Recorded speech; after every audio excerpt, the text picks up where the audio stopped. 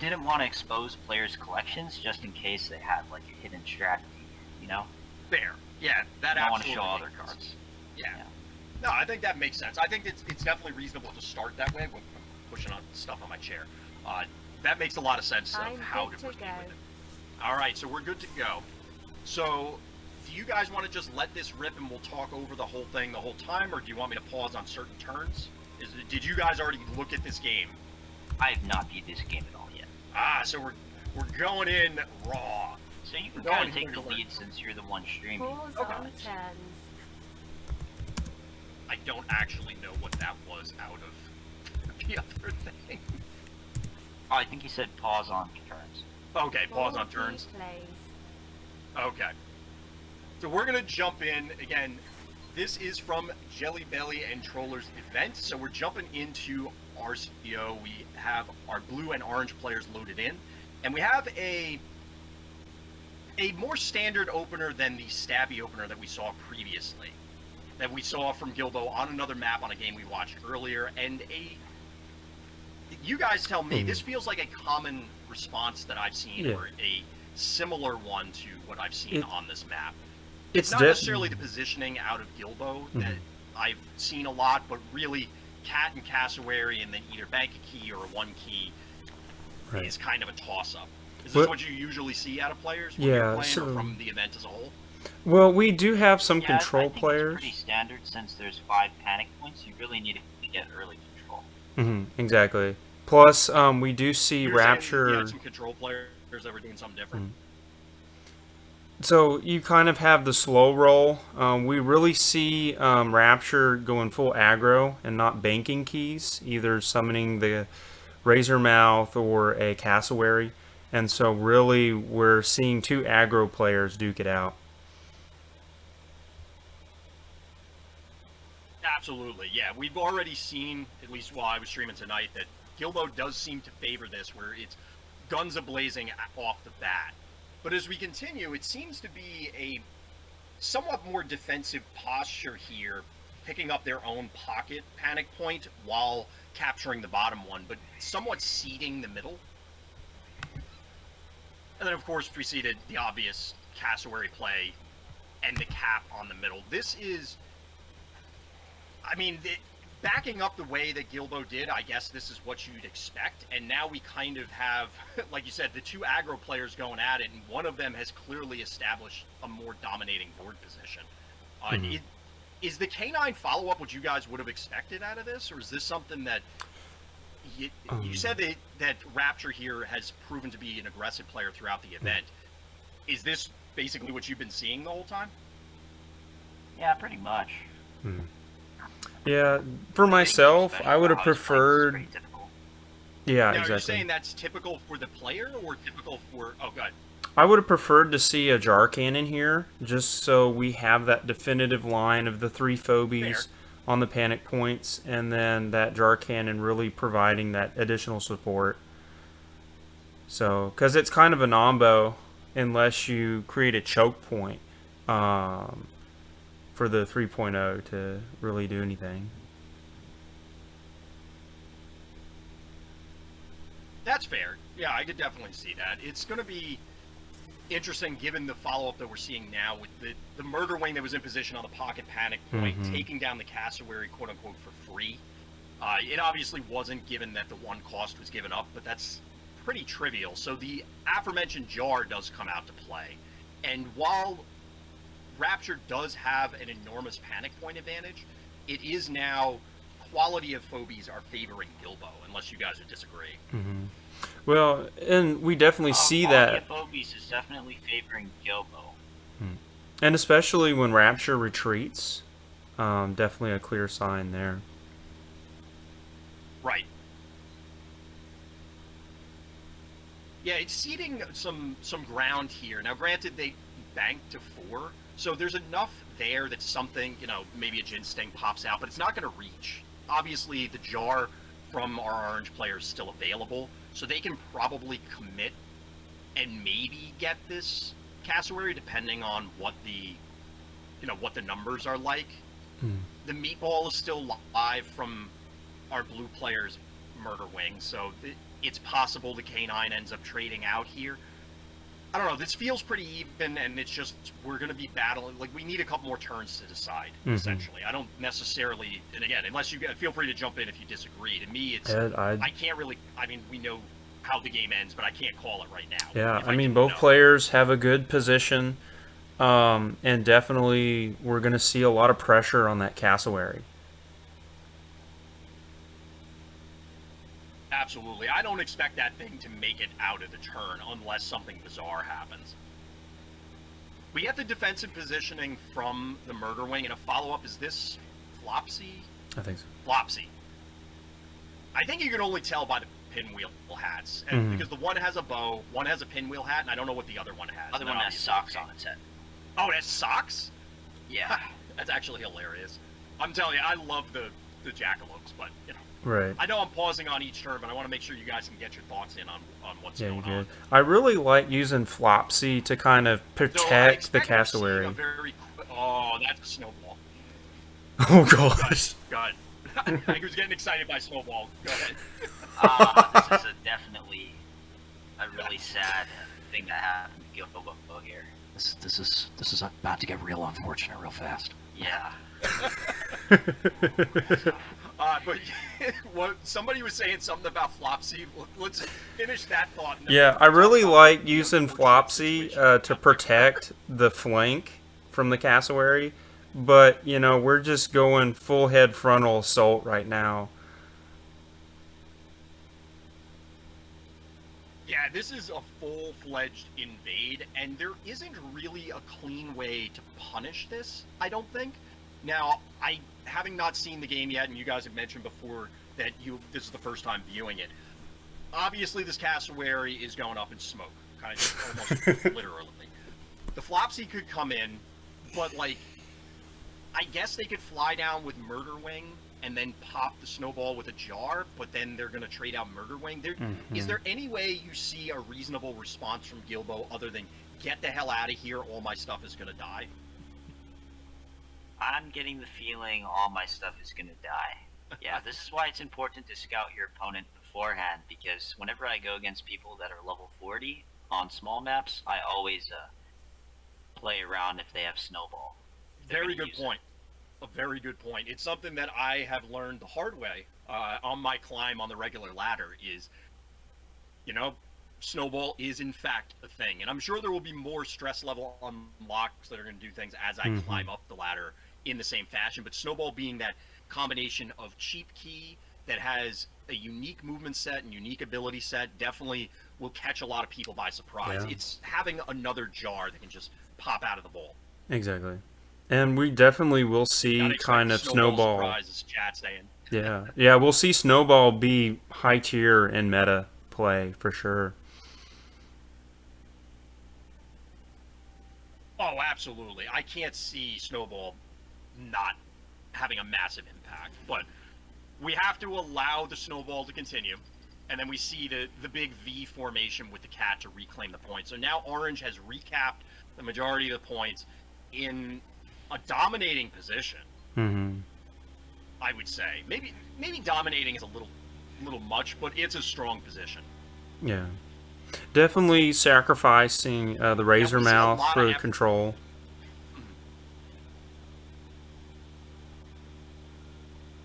Go ahead. Sorry. But the razor mouth sacrifice isn't too bad, just to secure that waypoint. Absolutely. And that's something that I think a lot of people miss. Maybe not early on. If you first start out with Phobies, and I don't know if you guys encountered this, but it's okay, I obviously don't want to lose my Phobies, right? So I need to protect them. But then you start to realize that, oh, well, certain sacrifices, if you played chess, if you played Go, if you played whatever strategy games, the goal is not to win the game with the most Phobies on the board, or win the game with this Phobie on the board. I mean, maybe if you have certain quests, but the game is to win the game. So whatever it takes, maybe that razor mouth has got to, sorry, buddy, you got to get out in front. You're capping that point. Apparently a jackalope eats cats. I didn't know that was a natural predator for cats. I didn't know that. I learned something new today. You know, I watched a lot of Animal Planet There as we a go. kid and Discovery Channel, but that was not one of the episodes. Jackalope is higher on the We've food never chain. had a skeleton jackalope. Yeah, exactly. I mean, look, it's the Halloween episode. They have Shark Week in the summer. Why can't I get a Jackalope episode at the end of October? Come on. Right, we gotta have the zombie apocalypse. Somebody get on this. Somebody get on this. Exactly. Yeah, it's Well, Zombie I mean, Week, man. let's Instead of not Shark have Week, real. it's Zombie I don't Week. really want to do that. Zombie Week. Somebody out there who's watching this, make it happen. I know somebody's playing Phobies that knows what we're talking about. But anyway, so we see the cat go down. We see all this stuff happen. And then we see the reinforcement here from Gilbo. We have 4 keys on our orange player's side. But since they have the majority of the panic points, and I didn't pause it quick enough to stop the Contortio, but what do you guys think? Like, what do they do in this position? Do they, like, would you, either of you, play defensively from here? Do you keep diving? We have 5 Phobies on the board. I mean, one of them's AWOL, but we have 5 Phobies on the board from Gilbo. Like, how do you feel about this? I'd reposition slightly and then Yeah. just bank keys because we're kind of waiting for Gilbo to come back onto that panic point. We can play more reactive than proactive here. I'm with you there. Yeah, at a certain point, I mean, by definition, Gilbo has to advance. Can't play defensively if you're just going to lose the game in the long term. So I'd agree with that. That's why I'm curious where this Contortio play is going, which I paused it mid-movement, like mid-front flip. Oh, wow. So this seems That was aggressive. bold, but that's actually pretty cool, though. And the reroute of the That's snowball very is movement insane. doggo. Like, that is a super cool move, which, yeah, I didn't think, I mean, I guess you guys agree. In my head, I'm like, well, he can't get in there and do anything but just sniping the flopsy, get it off the board. Don't have to worry about it. And we follow up with the always fan favorite Sucky. Everybody loves Sucky, right? No, Sucky's too good. I feel like Sucky's kind of bad. Yeah, I mean, I'm not actually a huge fan. Sucky is kind of a meme on my Alright. Twitch channel.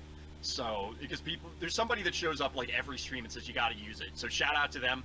Right. This is for you, Sucky fans. Sucky's getting an appearance here.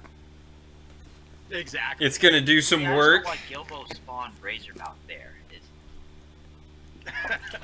Yeah, so the Razormouth came out, the K9, I didn't pause it quickly enough. The K9 came out to recap the points. So we do have control ceded back to Gilbo with the remaining 6 keys banked notably and 3 in reserve. I gotta come up with a better nomenclature for those, but I guess banked in reserve. Yeah, I think those work. For now. But yeah, this Razormouth feels like it's not doing anything. It's gonna die just with the fireball. Right. I don't know. Yeah, could they have even killed the K9 with the Phobies that they had? I don't think I can go back. I don't think at the beginning of this turn this was a healthy K9. So if they came down and fireballed, then they flew over and meatballed. That would have been 420 plus 558 And then the fire damage. plus a leap. Oh, plus a leap, yeah. Yeah, Okay. so they could have. Yeah, they could have got it. So I guess the body block here was to protect. Well, it didn't matter, did it? Right. No, they could have. Because they could have gone in the front. Snowball comes down here, fireball. Yeah, so that. I that guess it just was to seems like a protect donation a here, I flank from the back because they didn't want Jar Cannon. Well, no, you could have pushed the snowball in on Jar Cannon. Yeah, I'm a little confused by that. Yeah. And we'll pause it here so we see the whole scope of. Because the other part I'm confused about is, okay, so they killed the cat. Yeah. I guess the cat again is free because you get the fireball, nothing's exposed. Yes, you're down panic points, but who cares? You have time. Yeah. If you committed to kill the K9, you're losing your murder wing. Like Right. You're trading your murder wing for their K9, so who cares? Kind of thing. It may not have been Yeah. worth it, but Out of all the things I see, you're either trading your murder wing or your snowball or the suckings. One True. of those 3. right. I would imagine Gilbo would have gone for the Murder Wing. That seems the most threatening, possibly Snowball. Sucky is... Hey man, it's gonna be a sucky carry. Sucky. You're gonna see this sucky do work. I'm on the sucky fan club. I mean, yeah, the one sucky fans, shout out to them. It's like, like the wrestling signs that you always see doing the rounds as memes. Somebody's holding up a sucky sign at one of those, and you're gonna see it on trend on Twitter or something. Hey bro, I'm all for the murder muffin opening. Turn 1 murder muffin. Let's go. Murder muffin. I like that. But as it stands, as we close out this turn, we're looking at Electricat, which I'm guessing is just well, it's not an arbitrary one drop. It is relevant to beat up the K9, and then it'll do its sacrificial job of capping the middle point. I still feel Rapture here is in a pretty strong position, sucky aside.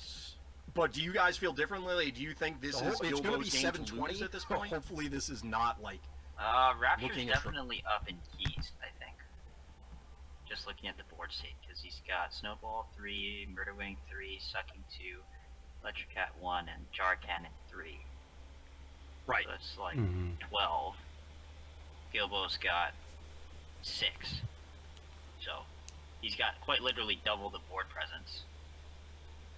Well, sucky aside. Sucky doesn't matter. Yes. Zero's a number, RtChomp. Yeah, It's about exactly. Like, half a phobia.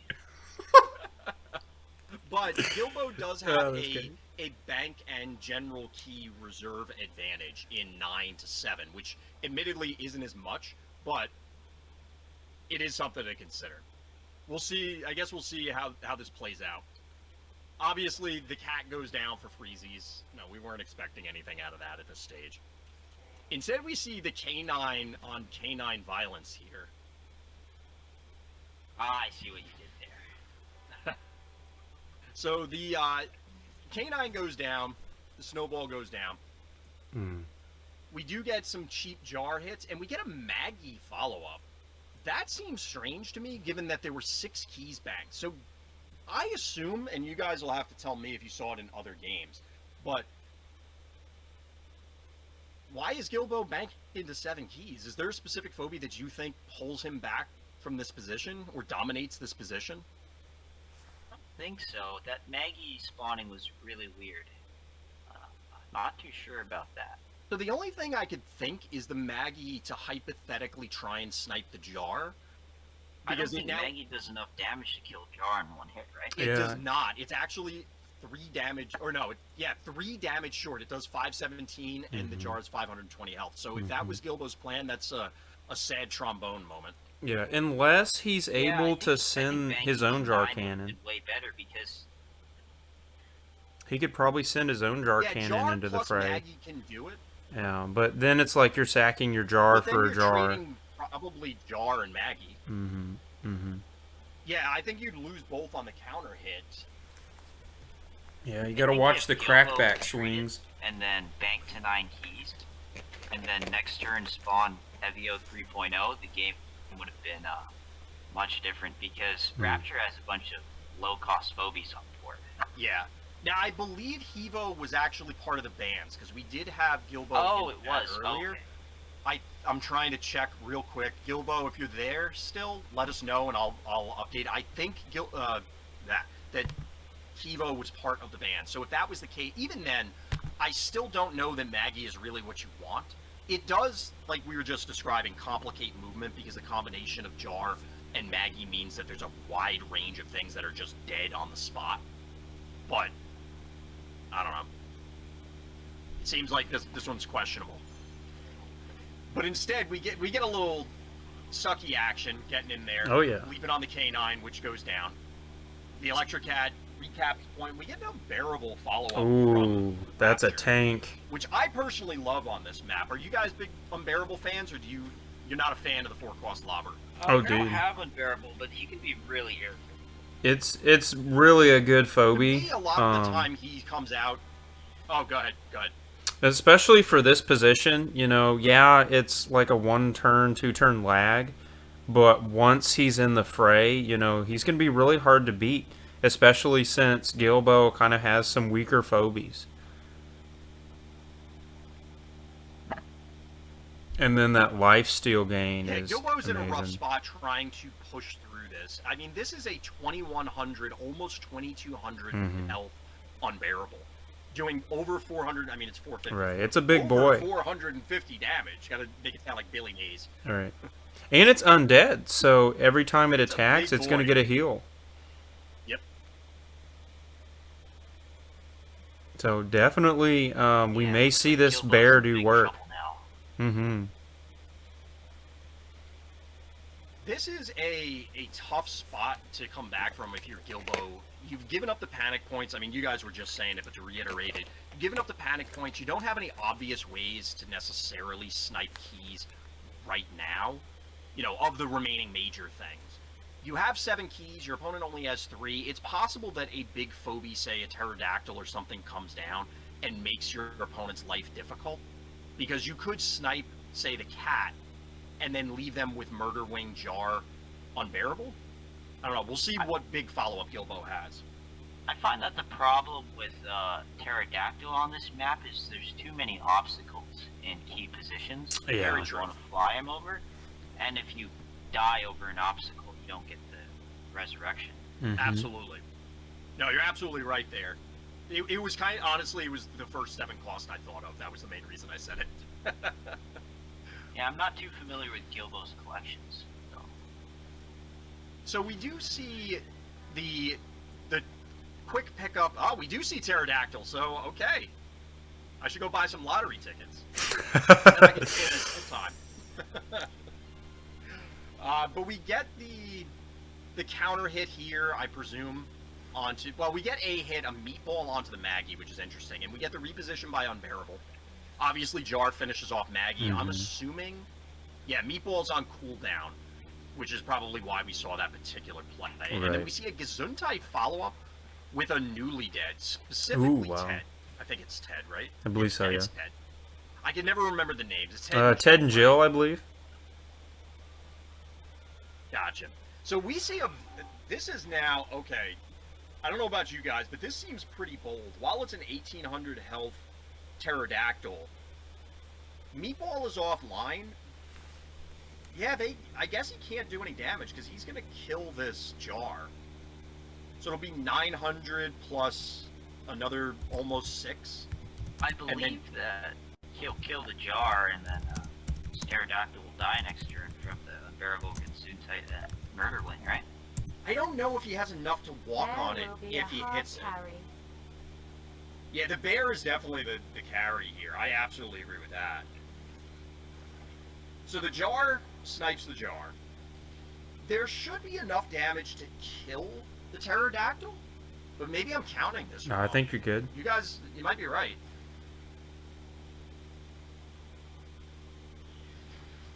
I mean, you get some cheap shots on here, and the newly dead repositioning. Oh, okay. So they wouldn't be able to step and kill the pterodactyl. Because it would resurrect. The Pterodactyl. Oh yeah, okay. They don't have enough damage to do it. Yeah, And it was step on it. it was just shot. Yeah, if they sunk everything into it, I think they kill it, but then nothing in position to actually finish it off. Mm-hmm. Now they clearly can't. Gilbo can't leave it there. Right. Now the complication here that I'm sure you guys noticed as well is that since Rapture has their own resurrection phobia, it is going to be somewhat of a challenge for Gilbo to actually address this and safely reclaim points. So Gilbo can't take the middle point with anything because it will die to Unbearable or Unbearable plus Murder Wing. Right. The Ted will be able to claim this point, and if they commit with anything, Gesundheit and everything else is in range. It just feels like the inertia is still, I think, on Rapture's side, unless you guys disagree. No, I agree. Rapture has a lot of momentum. Those resurrection phobies at the end of the game like this are really powerful. It's unfortunate I don't have any resurrection phobies yet. I've heard similar complaints, similar refrains about a lot of it. Right. Yeah, even if you poison them, a lot of momentum. like you can poison the resurrection phobies and they still come back. So it's insane. They do. While the poison sticks, which makes it kind of amusing that they just croak every turn, but they do come back and they still survive and tank through a lot. So yeah, I'm with you guys. I think that there's a lot of inertia on Rapture's side. Now they elected to reposition here in a very interesting way. We do get the snipe on the jar,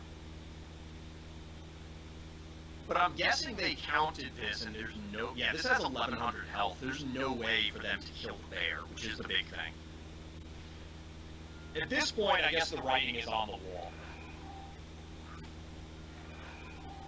But this is a pretty solid game. Like, this is pretty cool. Ah, poor Gilbo. Yeah, it was rough to go out like this, but this is a pretty cool game.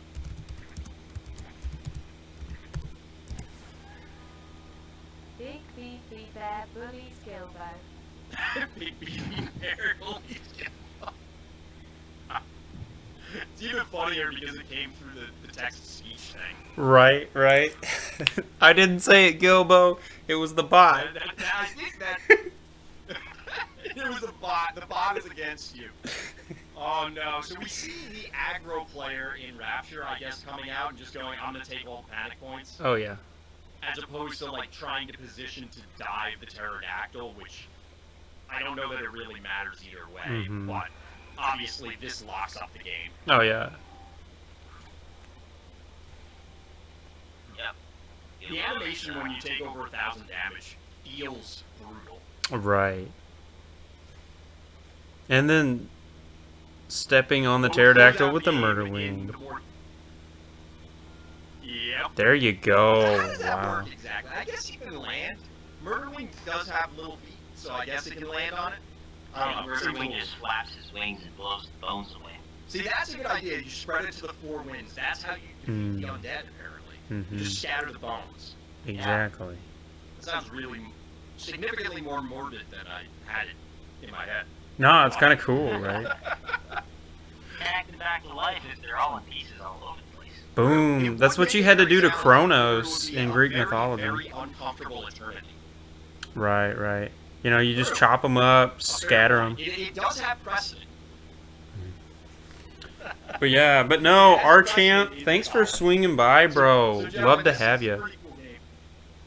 Yeah, yeah, yeah. So we'll have to have you back sometime. This is a lot of fun. We should definitely do more of these. Oh, for sure, for sure. Probably we could do some more recaps. We do have a sign-on going on. Nikker, you want to talk about the tournaments we got going on?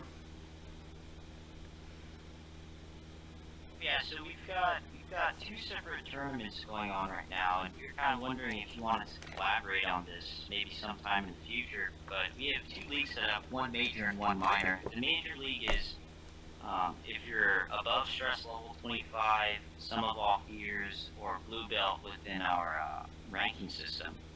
And then the minor league is below stress level 25. And we've kind of done that to close the pay-to-win gap for certain players more. Yeah, we found that it's more fun when they have an even chance in the tournament, and like you're not just some, I don't know, level 15 player going against a level 40 player and you get blown out in the first round. Yeah, I think that's fair. I think that's actually a good way to split it, and I've seen precedent for that in other games, granted with other criteria, but it's definitely something that exists, and I think it's a cleaner way to address it in Phobies. I mean, I guess the debate could always be, well, what is the stress level for the break, like whatever that break point is, but it's got to be set somewhere, so peg it as something and then go forward from there. Yeah, for sure. But no, and that's one thing. Interested in helping you guys out. And yeah, that's one thing we wanted to make sure, at least for the prelim games, we pair like levels. And we did see blowouts when like a level 19 was going against a 32. And so, I mean, that's not, you know, a really fun game for both players. Agreed there. Yeah, I think there's a lot of ways to try and tackle this, both for short term, like single day, or maybe not single day, but a tournament setting versus a league setting and different things like that. There's a lot of ideas that that will float around until we get first party support for this sort of thing. But yeah. We're trying to grow this this tournament thing and start up our own replay channel so we could get some coffee from the devs to give away in tournaments and prizes. Awesome. Yeah, we were also trying to figure out how we could do this ourselves with like a donation pool, but we found that translating currency, it has a fee, and we don't really want to do that, and it just got really complicated trying to give people coffee that are in other countries, which we have a very diverse community here from. Everyone's off from all over the world. So. That is really, it's an important factor to note that Phobies has taken hold all over the globe, which is really awesome, but while awesome, it does introduce complications, we'll say, exactly what you're talking about. But yeah, no, RtChomp. All of that sounds enticing, which, by the way, chat, anybody that's out there, anybody watching this on YouTube later, if you don't know what we're talking about, I don't know how the hell you made it this far and don't know what we're talking about, but there's a number of events going on, so where can people find the events? We've been talking about it and obviously broke down this game, but where would they go to find you guys to actually try and sign up for this stuff if they weren't aware of it? Yeah, so they would just need to join our Discord. We have a Discord. Yeah. And within the official Phobies Discord, if you go to the content showcase and you scroll a little bit up, or you use the search bar and search for Phobies Fight Club, then you'll see our link to the Discord. Perfect. Yep, and there's also... If you want to get involved in some Phobies events, have some fun, and it doesn't matter how new or experienced you are at Phobies. There's obviously now getting a setup for multiple different experience levels, stress levels. Good. Yeah, there's also a link on most of the tournament videos that I've been posting on my YouTube channel. So that's Jelly with 2 1s, and then you should type in Phobies and be able to find it.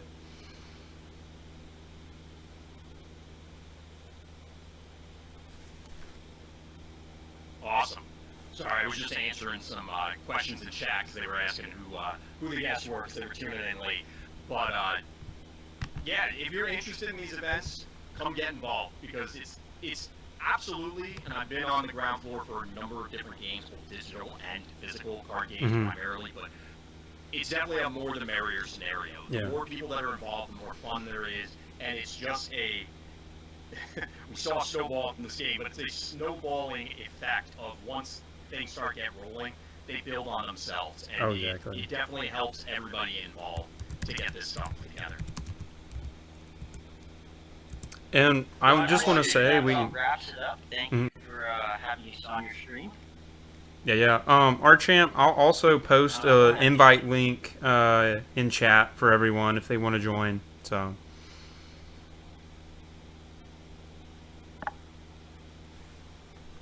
Okay, cool.